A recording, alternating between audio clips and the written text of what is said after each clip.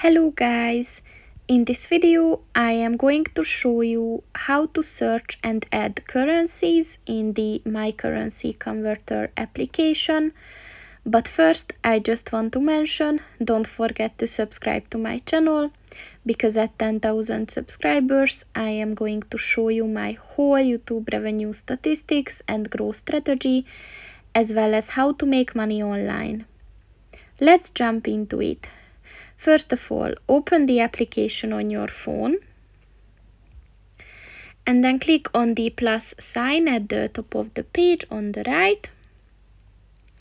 And as you can see here, you can search for currencies, and you can just click on those that you want to add to your home page.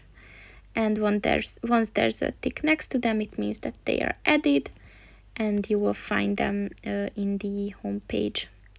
So that's pretty much it for this video, guys. See you in the next one.